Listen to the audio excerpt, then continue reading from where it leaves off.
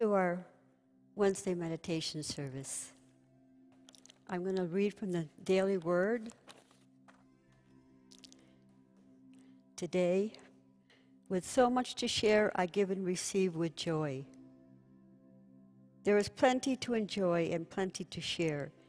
In this place of peace and satisfaction, it is easy to feel the presence of God in the smiling faces, helping hands, and quiet joy of everyone who is gathered together.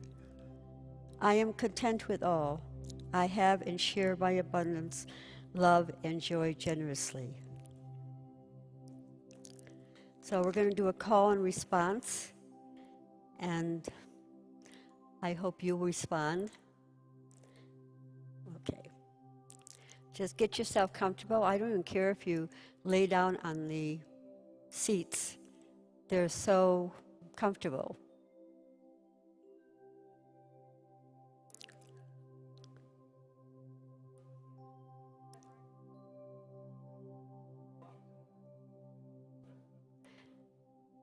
If you want to put a prayer into the prayer box, oh, is that down here? I can't see it. Oh, all right, I'll go get it really quick.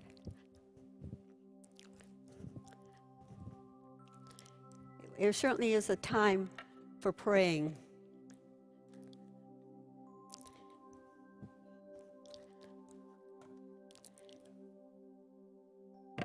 Okay. I'll pick it up while Jack is speaking and put it on the prayer list so the name will be called out. Okay.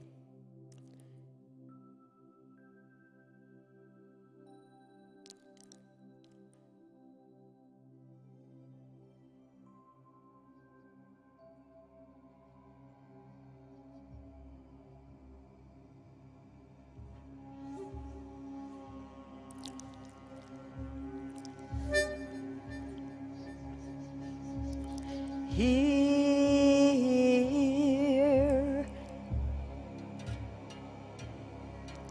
the words of God.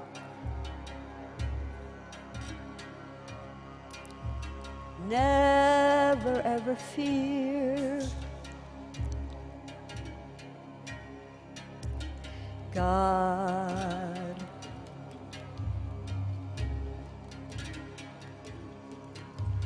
merge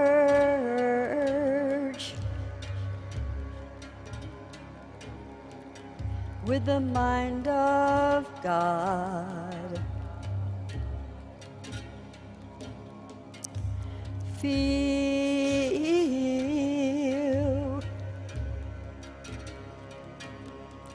with the love of God. Live in heaven.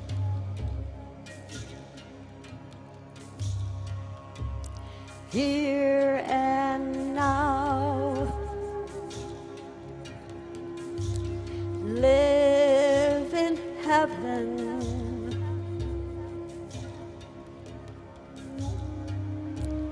Here and now.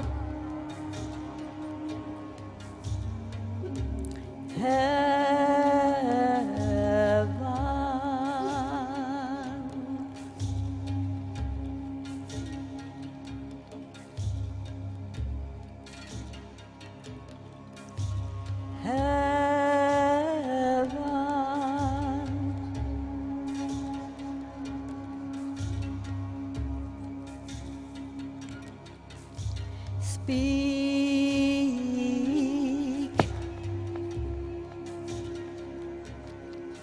with the mouth of God. Love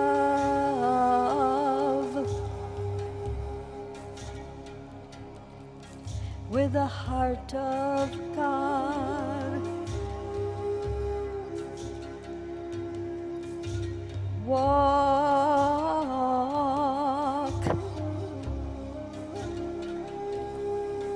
with with the feet of God.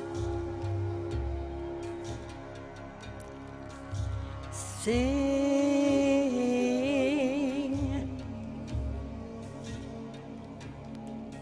with the voice of God. Live in heaven.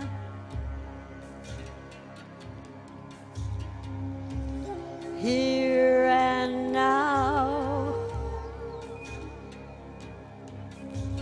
Live in heaven.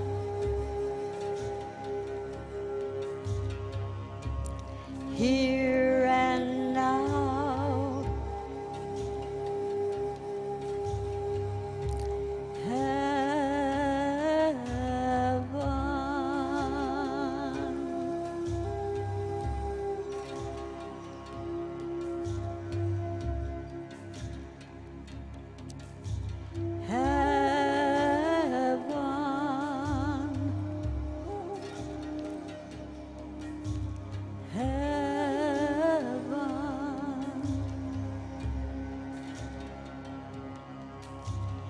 Dance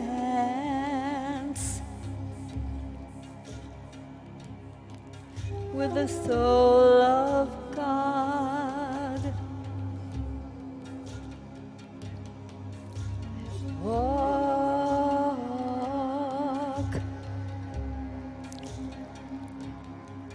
with the grace of God.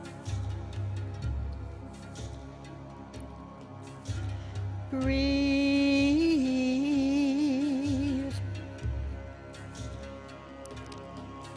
with the air of God.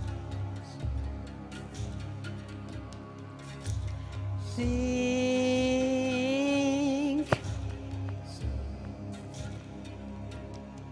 with the mind of God. Live in heaven.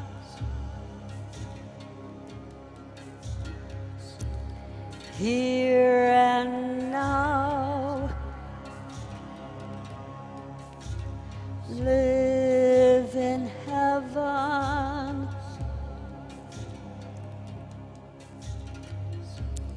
Here and now.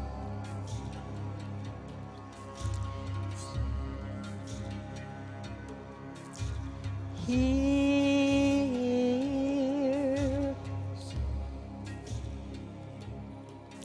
the words of God.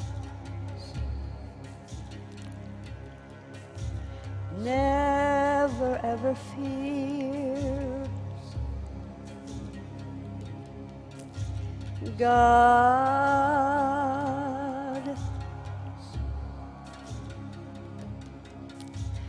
merge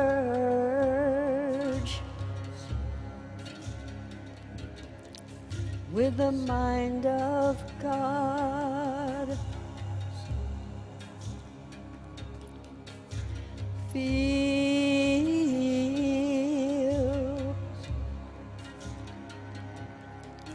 with the love of God. Live in heaven.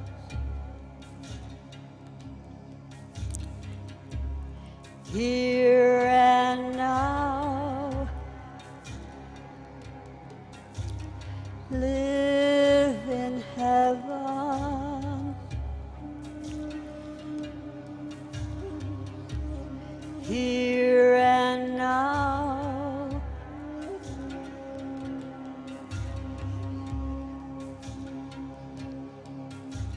Feel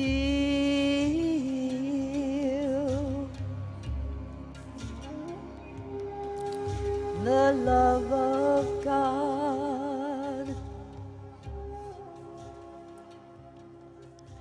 Feel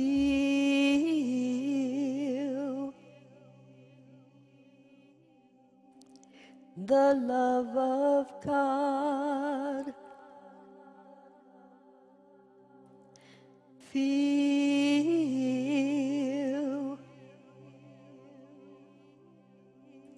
the love of God. Feel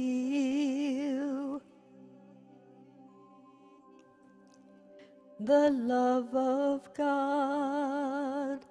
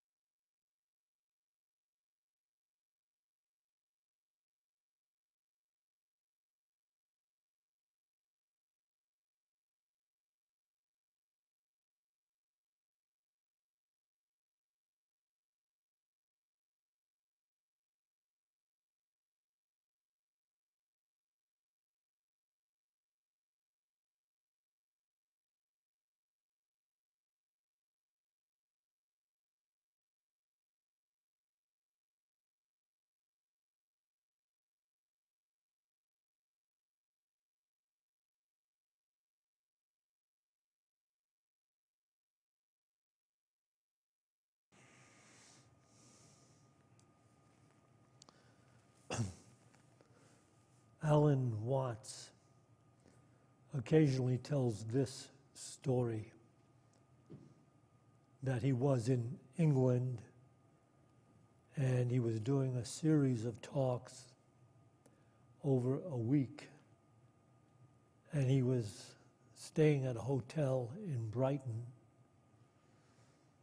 and one day he decided just to take a walk after he had finished his talk that morning. And he walked and enjoyed the countryside of England and walked quite a distance and came to another small village. And he had gotten turned around while he was walking, and so he saw a street sweeper, and he went up to him and said, "How can you get to Brighton from here?" And the street sweeper said, "Oh, sir, you can't get to Brighton from here." He said, "I just came here from Brighton." Anyway, the street sweeper was confused. And, well, maybe what he meant is that we don't have any public transportation here or something like that. But in any case, Alan Watts chuckled at the idea that you can't get there from here. And as absurd as that is, we who have been born into this world, conditioned to the thinking of the world, live in a state of limited consciousness. And from this state of consciousness, it seems to us that we should be able to create a life of peace and happiness, prosperity, maybe even freedom. But as long as we're operating in the thinking of the world, that thinking that was given to us by our parents, our peers, our educators, and most of the authority figures that operate in the thinking of the world, that thinking is illusionary. And while we may believe that we can somehow gain whatever, I don't know, financial prowess or popularity or whatever it is we're seeking in education, we think that somehow or other we should be able to have a life of peace and prosperity and get on pretty well. But the fact is that that whole idea is flawed. because it's based upon a false premise of perception. It seems to us that we see the life around us objectively, but we don't, because we see it from a personal point of view. We see it from our personality. We see it through a collection of beliefs that we took on while growing up and becoming adults. And there is a very strong illusionary concept, a strong definition of life that is very difficult to get beyond. A lot of that has to do with the fact that we've done it for so long, so many years, believing that I am a separate objective observer of the separate phenomena that I look upon in the world. And that is an illusion. And of course, all true spiritual practice is about transcending that consciousness, that illusionary awareness or concept of life. This particular PowerPoint, not a PowerPoint, it's just a quote from A Course in Miracles, puts it fairly clearly. I suspect that people look upon a quote like this from A Course in Miracles, and if they haven't had any time in unity or with an enlightened master, this would seem totally insane. But I will share it with you. It's from A Course in Miracles on page 415 in the old text, in paragraph 1. Projection makes perception. The world you see is what you gave it, nothing more than that. But though it is no more than that, it is not less. Therefore, to you, it is important. It is the witness to your state of mind, the outside picture of an inward condition. As a person thinketh, so does he perceive. Therefore, seek not to change the world, but choose to change your mind about the world. Perception is a result and not a cause. And that is why order of difficulty in miracles is meaningless. Everything looked upon with vision is healed and holy. Nothing perceived without vision means anything. And where there is no meaning, there is chaos. This is about a concise definition of truth that persists throughout A Course in Miracles. I'm going to read it again. Perception makes perception. Projection makes perception. The world you see is what you gave it, nothing more than that. But though it is no more than that, it is not less. Therefore, to you it is important. It is the witness to your state of mind, the outside picture of an inward condition. As a person thinketh, so does he perceive. Therefore, seek not to change the world, but choose to change your mind about the world. Do you see this calling right here is to a spiritual practice that will allow us to change our preconceived notion and definition of life. That preconceived notion and definition of life has it that conditions outside of us rise separate and apart from us. And so we believe that our perception is determined by that which is taking place around us. How I feel and how I react will have to do with the kind of circumstances that rose separate and apart from me are going on.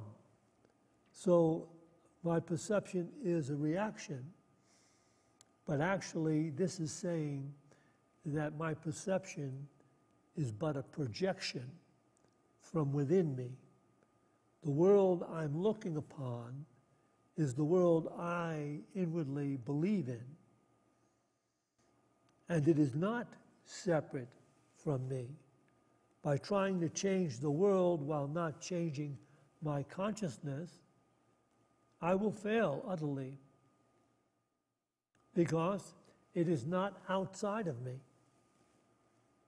The whole concept of projection begins with the idea that I'm a separate body-mind in a world of separate phenomena, separate people, separate conditions that don't necessarily have my self-interests at heart.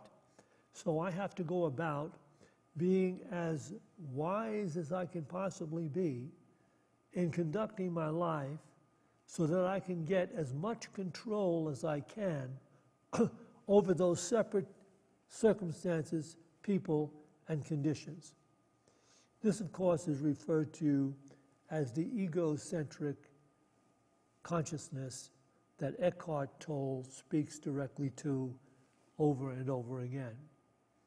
The egocentric consciousness has it that I am a separate body-mind in a world of separate others that have no regard for my personal self-interest. Therefore, I must be as cunning as I can be, as wise as I can be, as powerful as I can be, in order to control those separate conditions, people, and circumstances. Now, depending on how long you've been on the spiritual journey, if you were on the spiritual journey a while, you will have already proved this to yourself. If you haven't been on the spiritual journey for a while, for quite a while, or at least a long while, you will have to step out on faith, because you're stepping out beyond what appears to you to be real. It takes faith to start the spiritual practice that ultimately will awaken your mind to the reality that there are no separate people, circumstances, and conditions. They are all a part of you. Thank you.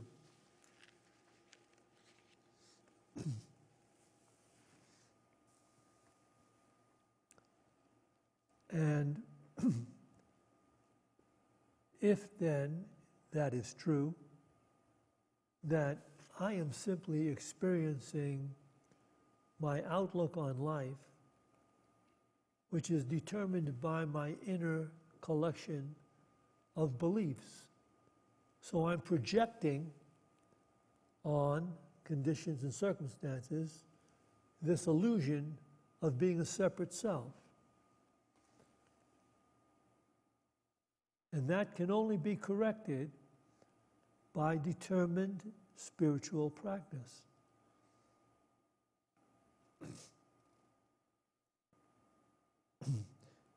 Therefore, seek not to change the world, but choose to change your mind about the world. Perception is a result and not a cause. And that is why order of difficulty in miracles is meaningless. Everything looked upon with vision is healed and holy. In other words, the reference to vision is a reference to the idea of knowing that everyone is interconnected with everyone else. I am interconnected with everything I look upon. And that is why I conduct myself in a way that brings forgiveness, consideration, blessings, because I am connected with everything I'm looking at. And so if I want to heal the illusion of being separate, heal the illusion of being a separate body-mind in a world of separate phenomena, then I have to do separate spiritual practice. I have to make a priority in my life to be forgiving, if I want to be forgiven. If I don't want to feel negative emotions, I will have to stop holding people in negative ideas. And therefore I have to forgive them, look beyond their seeming behavior. And if I want to continue to free myself from negative emotions, fear, concern, limitation, then I have to be aware to be able to be mindful enough to see everyone and everything as part of me, as the sacred one self of life. And this is how we come into the enlightened state of consciousness. This is how we find life truly worth living. This is how we find what the masters are always talking about, this peace that surpasses the understanding of the world. Well, of course it does, because it is reality. In reality, we are interconnected. So when we get to that place where we're operating from that perspective, then we are bringing consideration, forgiveness, peace, blessings into all that we behold. And it is returning to us from that allness that we behold.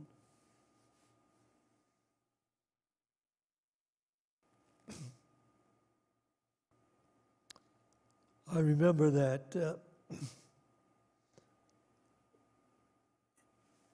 way back when I was just 1 year into the Unity Ministerial School, and actually it was the second year. At that time, they only had a 2-year program. I believe it's 3 now, but back then it was 2 years. And toward the end of your second year, you were scheduled to give a talk before the entire group of students and teachers, faculty, and everyone on the board of directors at Unity Village. So it was a daunting idea that every student would ultimately have to give a talk to these people that have the opportunity and the power to dissolve you, and which had happened to a number of people. When they got to a certain place, gave that talk, the powers that be said, "You're not yet ready." Well, in some cases they would say, "We want you to go back and start the second year over." In some cases they just washed a person out. So it was daunting.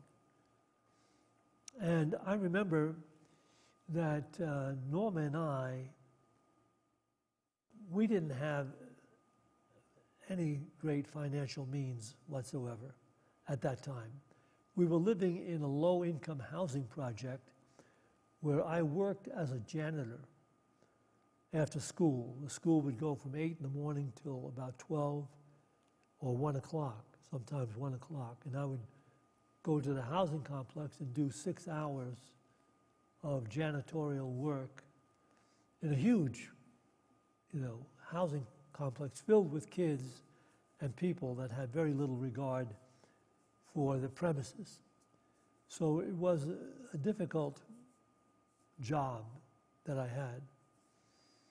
Anyway, I only had a blue blazer and a pair of gray pants that would be called this is my dress.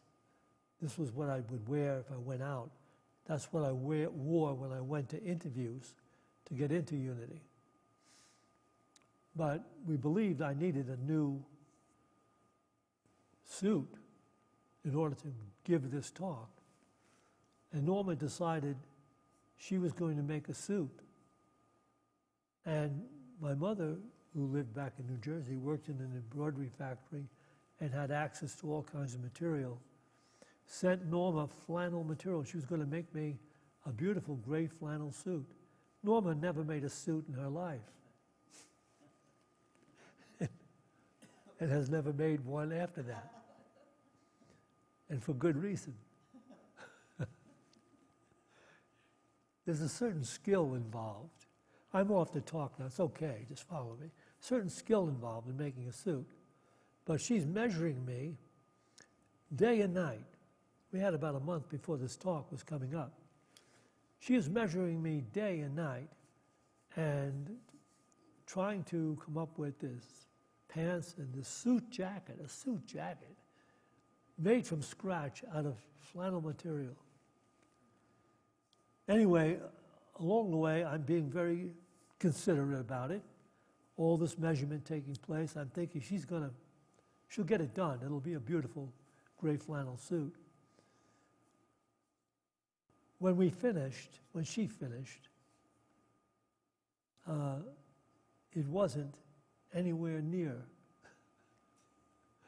looking good enough to wear even in public.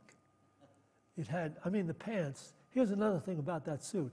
I don't know where my mother got the material from, but it defied ironing. You couldn't press it.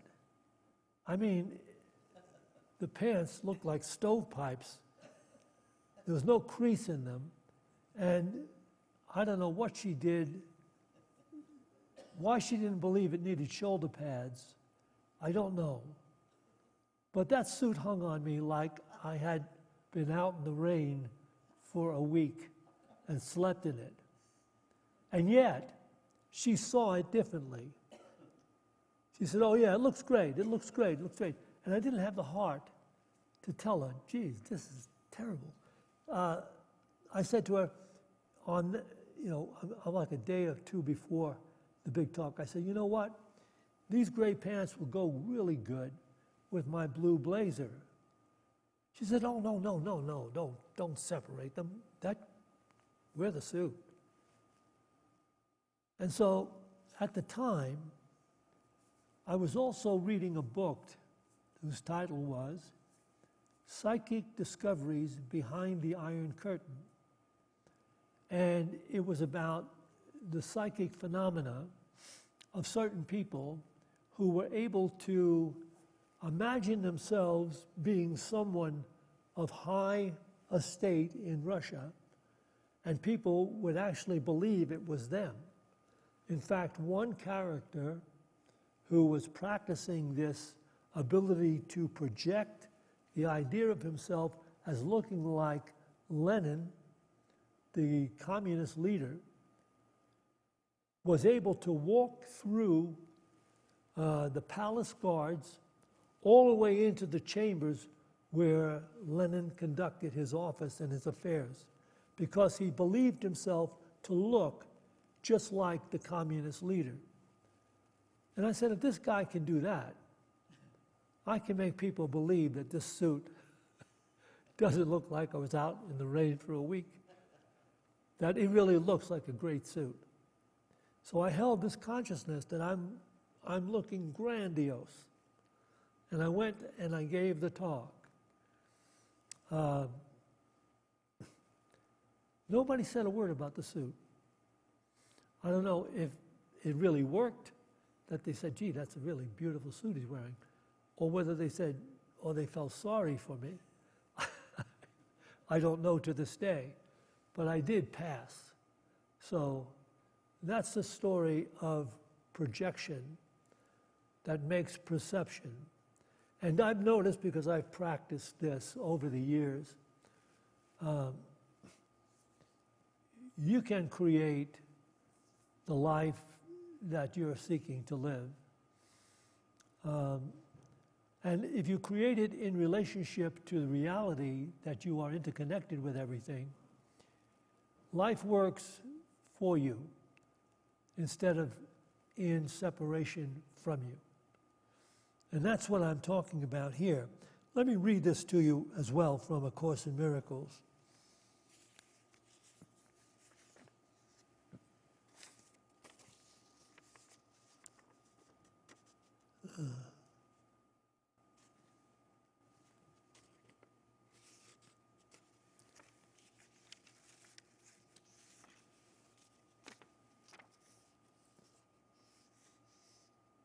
This is on page 483 in the old text, paragraph 2.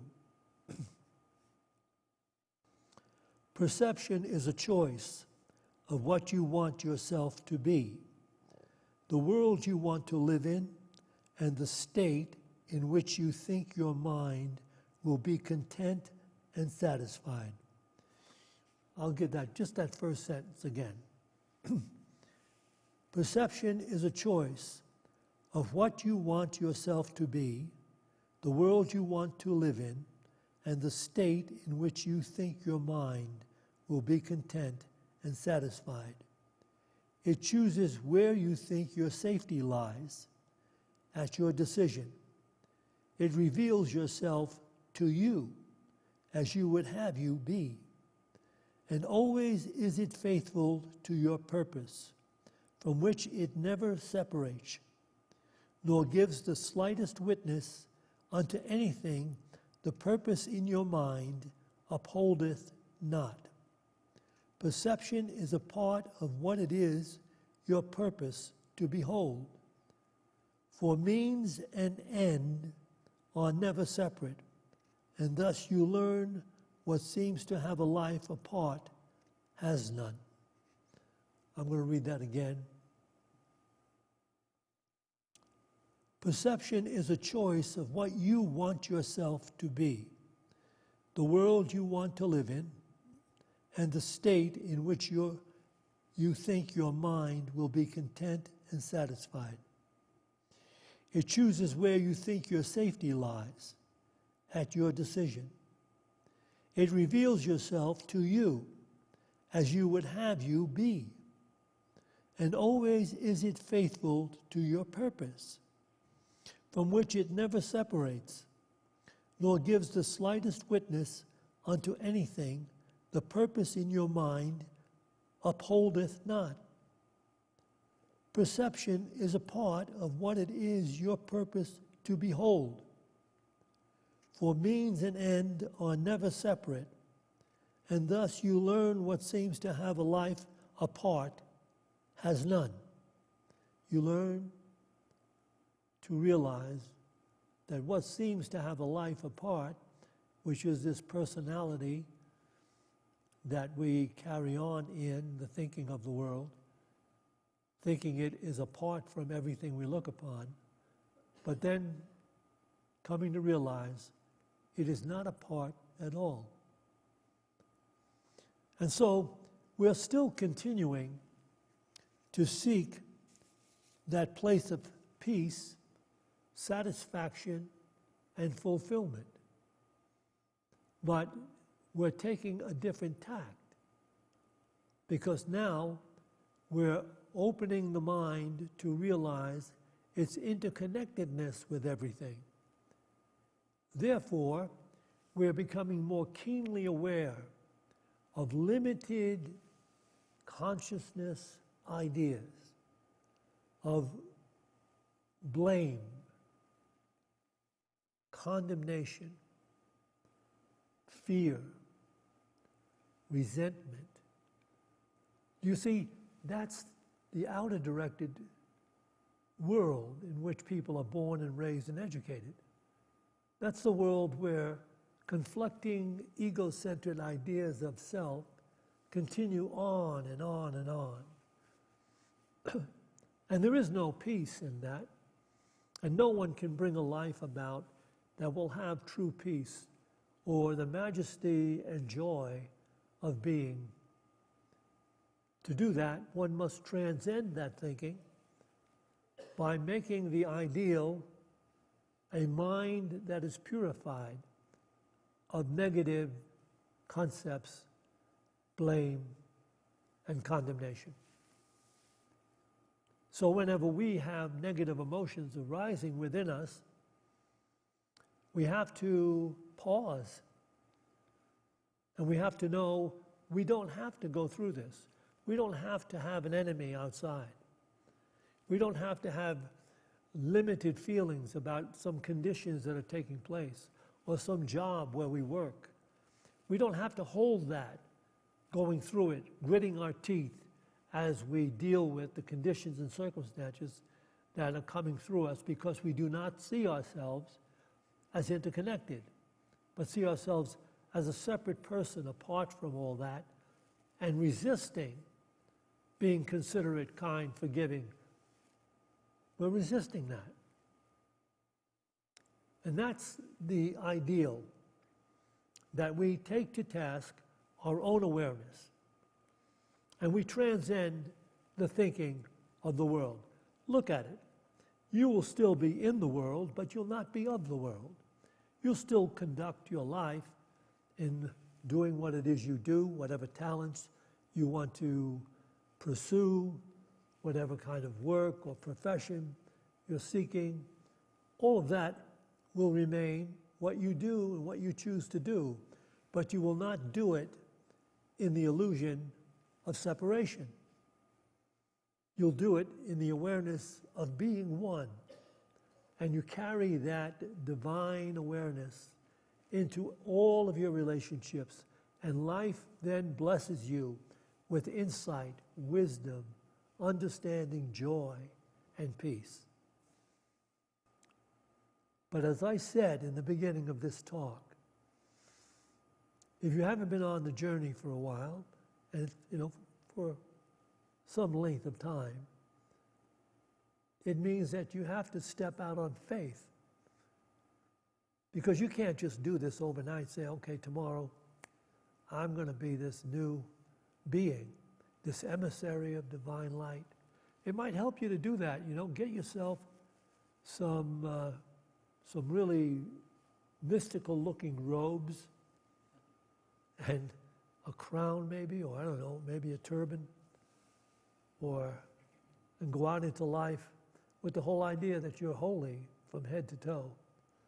I don't know if anybody's ever tried it that way. It might work. But it takes a while, because as you're going through life's experiences, you have to be able to pause and bring up the idea that you're choosing peace. You're choosing mystical peace. You're choosing oneness. You're choosing compassion. And that's actually the priority over the ego, which always speaks first. They should have known better. He shouldn't have done that. They're wrong. He's right. But stay out of his way, because he's really not going to like you. And this is going on and on and on in the mind. We've got to purify the mind by transcending the thinking that has been foisted into us by the world. Okay.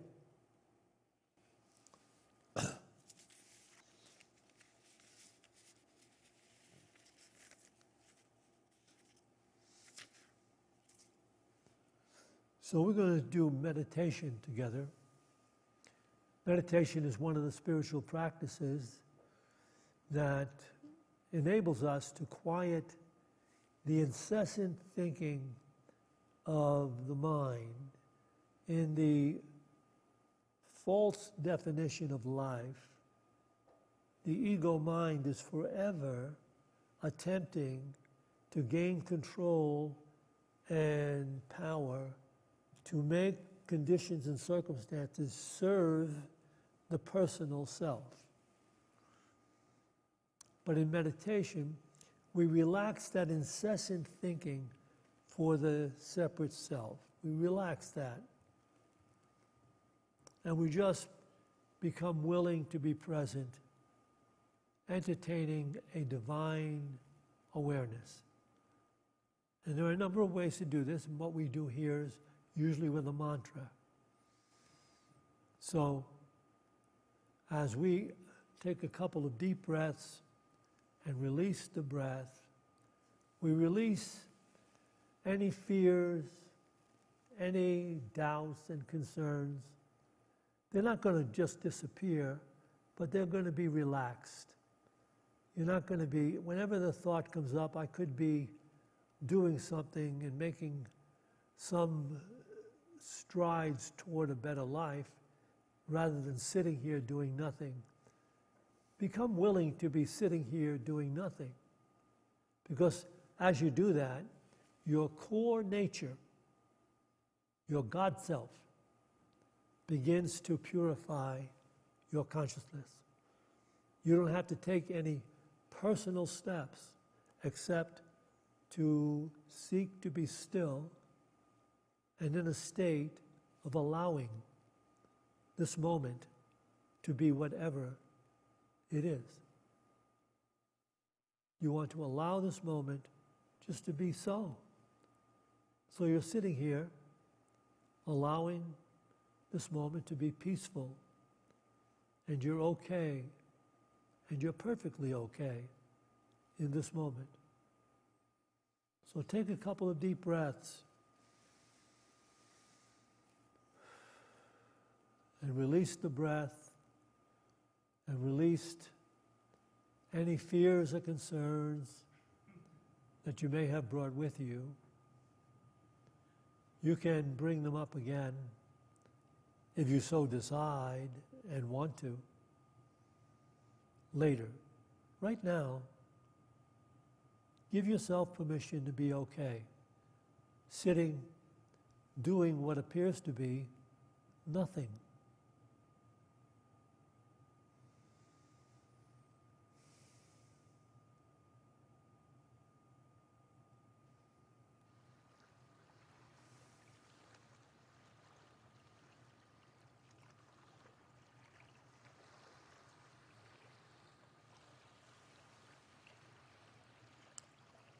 And so we might bring to mind, focus the mind on this truth.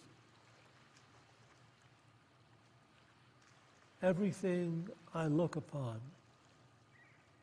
everything I see is only God waiting for me.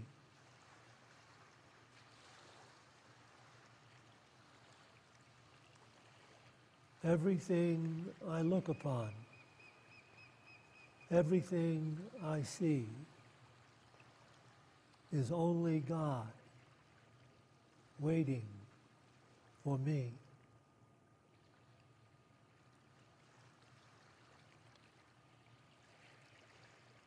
Everything I look upon, everything I see is only God waiting for me.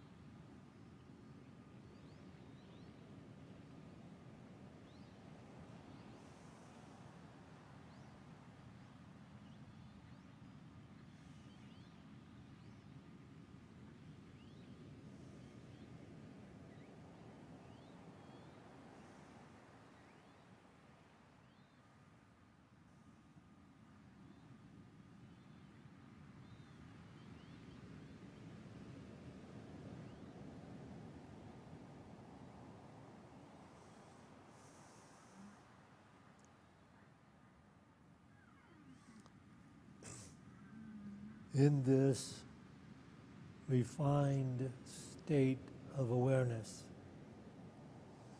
we will offer the names of those that have been submitted to our prayer list. As I call the name, just realize the oneness that is God. With that name,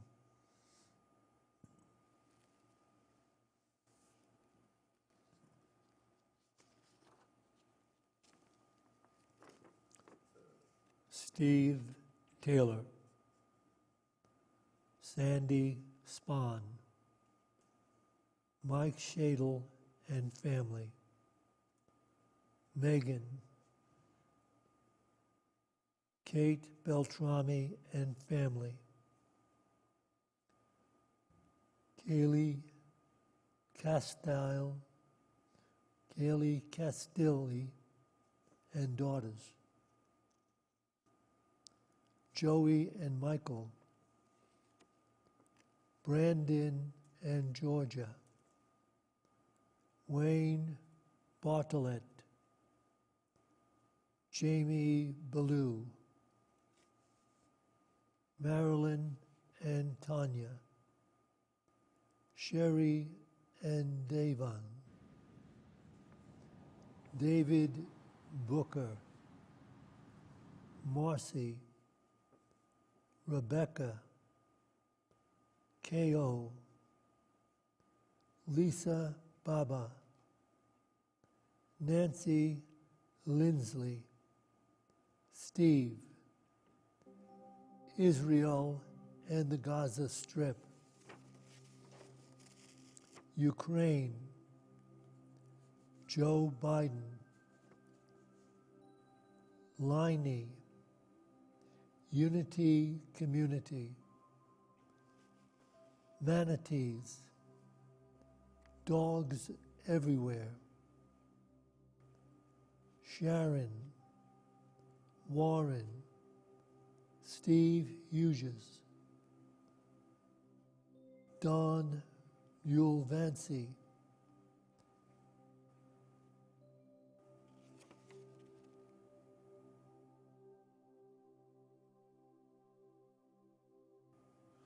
Mary Mulvaney,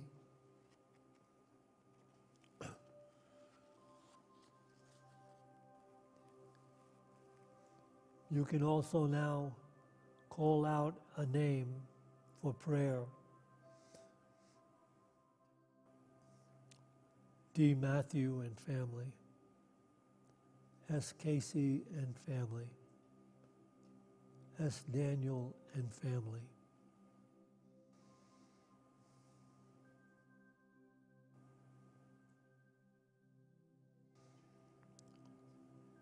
And we also hold all the names that have been submitted to our prayer box. We hold them in the healing truth of the presence of God.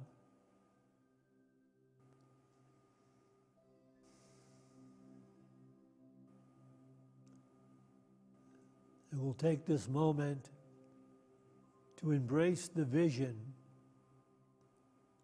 of divine oneness, rising in the consciousness of everyone sharing this Boulder community with us.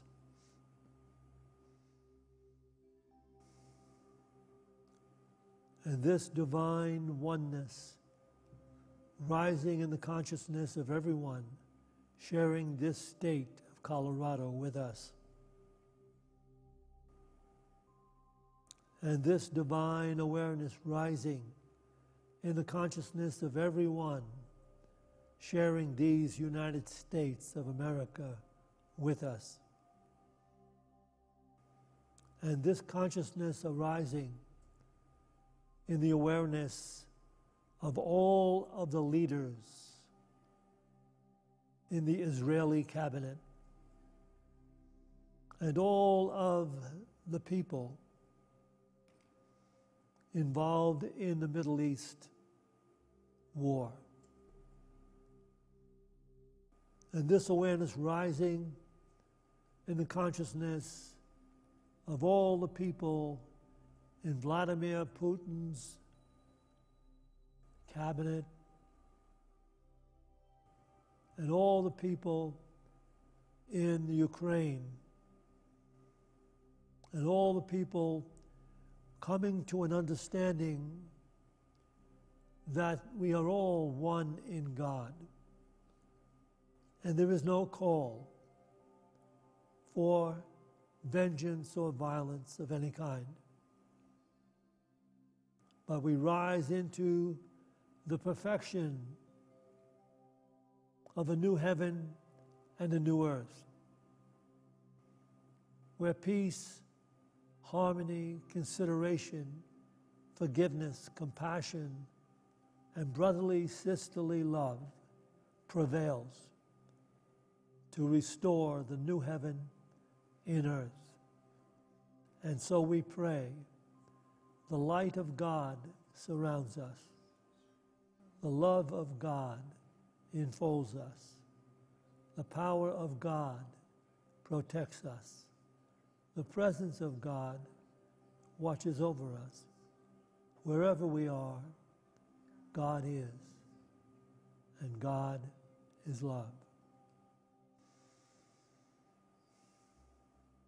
To this we say, Amen.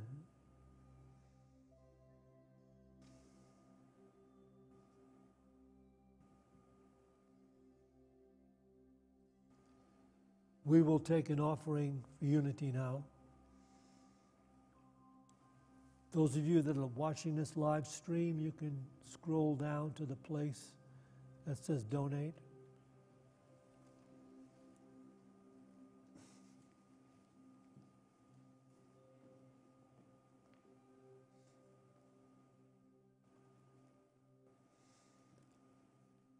And so as we bring to mind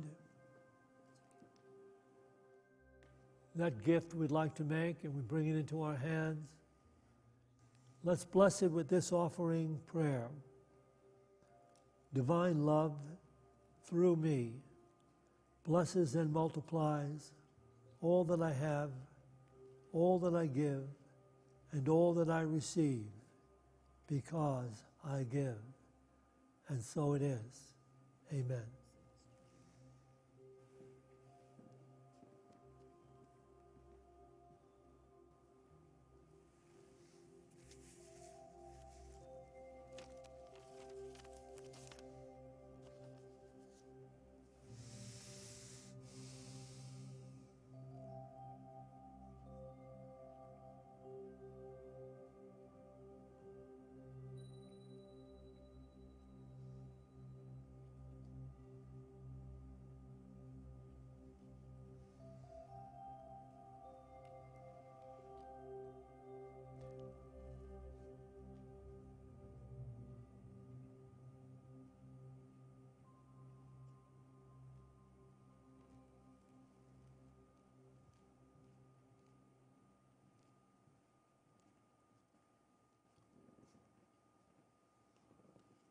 Join me now, please.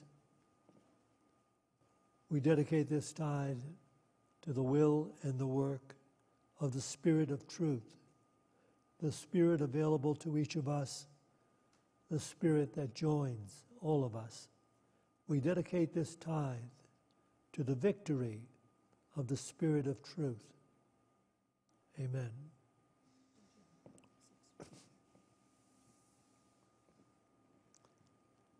We have tea and cookies through these doors in the bookstore, so if you want to stay and chat for a little while, that's available for you. And I don't know, everybody is getting ready for Thanksgiving. It's a great holiday. And we should use it as an impetus to create a thankful consciousness. I said at the Sunday talk that if we could do nothing else spiritually If we had no other spiritual practice, we wouldn't need any other spiritual practice. If we could cultivate gratitude, if we learn to cultivate gratitude, we will find ourselves in a state of divine awareness, recognizing everything is worthy of gratitude. So, have a beautiful evening. If you don't stop by and chat with us in the bookstore, have an amazing Thanksgiving. Good night.